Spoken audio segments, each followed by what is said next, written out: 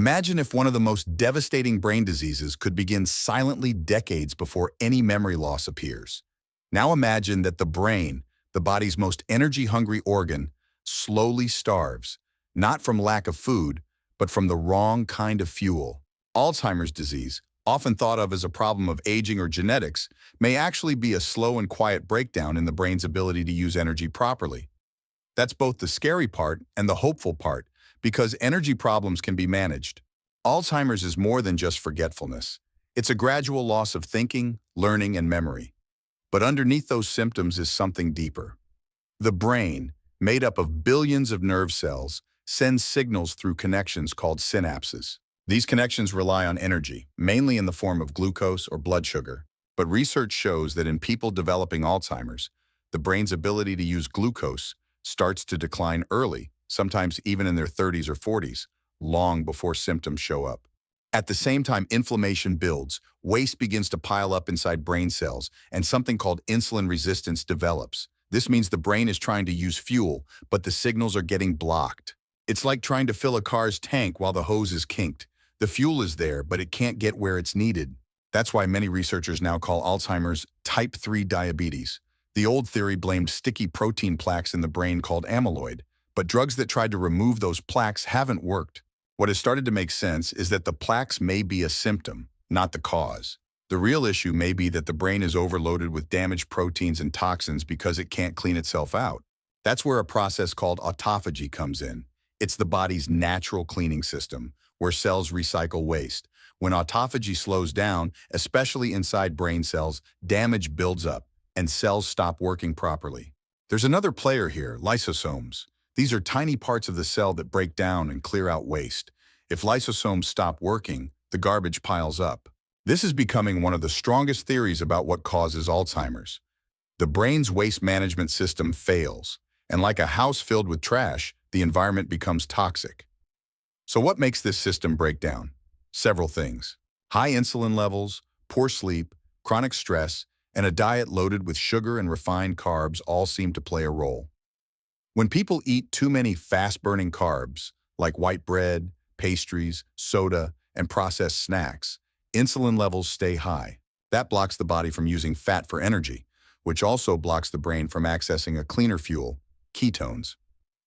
Ketones are a type of fuel made from fat. The brain can run very well on ketones, especially when glucose isn't being used efficiently. And here's the interesting part. Ketones not only feed the brain, they also boost autophagy. That's why many scientists are now exploring the benefits of short-term ketogenic diets or intermittent fasting. These tools can switch the body's fuel source, clean out old waste in cells, and support brain function. But it's not just about diet. Other lifestyle factors are just as important. One major risk factor for Alzheimer's is poor circulation. High blood pressure, lack of movement, and even tight neck muscles can reduce blood flow to the brain. That makes it harder to deliver oxygen and nutrients. People with chronic stress, depression, or sleep problems also tend to have higher risk. Why? Because stress hormones like cortisol interfere with brain healing, and poor sleep reduces the brain's ability to clear out waste at night, especially during deep REM sleep. Even loneliness plays a role. Studies show that people with strong social connections and a clear sense of purpose have a much lower risk of dementia. In fact, loneliness and loss of meaning are considered major psychological risk factors. That means mental and emotional health are just as important as diet and exercise. There are also hormonal links. As people age, levels of hormones like progesterone and melatonin drop. These hormones help regulate inflammation and protect brain cells. A hormone called luteinizing hormone, or LH, actually increases with age, and too much of it may trigger inflammation in the brain. Some scientists are now looking into how natural compounds like melatonin can help reduce LH and support brain health, especially after menopause or in older men. Now let's talk about specific strategies that may help prevent or delay Alzheimer's based on all this new understanding. First, controlling insulin and blood sugar is key. That doesn't mean giving up all carbs forever, but it does mean avoiding constant sugar spikes.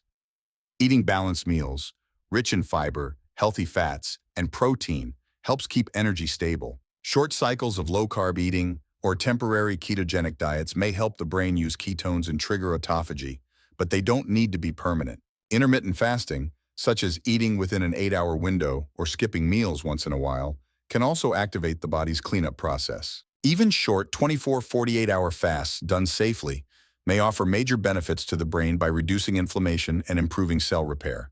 But fasting isn't for everyone and should be approached carefully, especially by people with health conditions or low body weight. Physical activity also matters. Movement increases blood flow to the brain, supports oxygen delivery, and helps regulate insulin. Exercise also boosts BDNF, a protein that helps grow and repair neurons, and it doesn't have to be intense. Brisk walking, light resistance training, stretching, and even dancing are great options. Another critical piece of the puzzle is sleep. The brain uses deep sleep to clean itself. During this stage, the glymphatic system, basically the brain's cleaning crew, gets to work, flushing out waste, including damaged proteins that may build up during the day. That's why chronic insomnia or poor sleep quality can be a serious risk factor for cognitive decline. It's not just about getting more sleep, but better quality sleep. A quiet, dark, cool room, no screens before bed, and regular sleep times all help regulate the body's natural rhythm.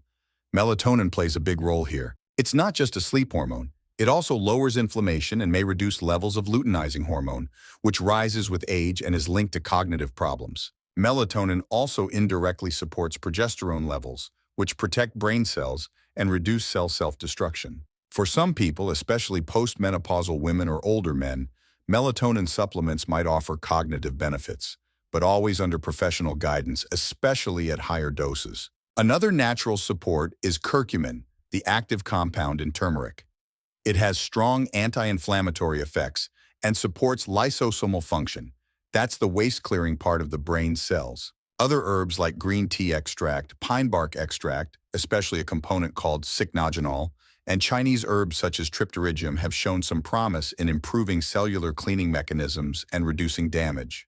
Omega-3 fatty acids, particularly DHA from fish oil, are also well known for supporting brain function, reducing inflammation, and even improving the structure of brain cells.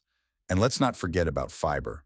Most people think of it only for digestion, but fiber feeds the good bacteria in the gut, which then produce short-chain fatty acids.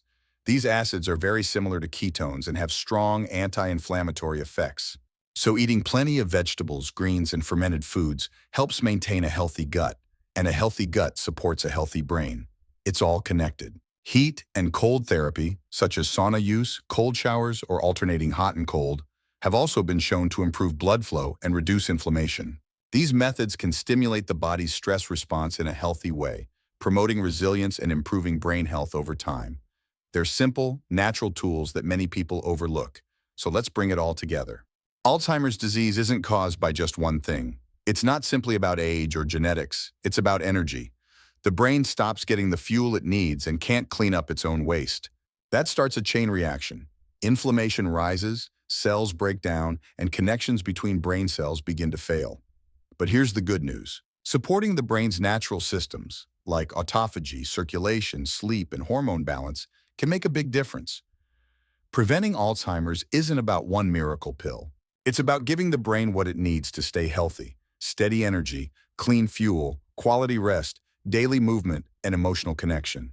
For most people, that starts with small steps: cutting back on sugar, improving sleep, moving more, staying socially connected, and eating real, nutrient-dense food. Some may benefit from periods of low-carb eating or intermittent fasting, but it should always be tailored to the individual. The ketogenic diet, for example, can be helpful for short cycles, especially when supervised, but it's not meant to be a lifelong plan for everyone. It's also important to check in with a healthcare provider before starting any new approach, especially if medication or health conditions are involved. Blood tests can help measure insulin levels, DHEA, progesterone, vitamin D, and other markers related to cognitive health.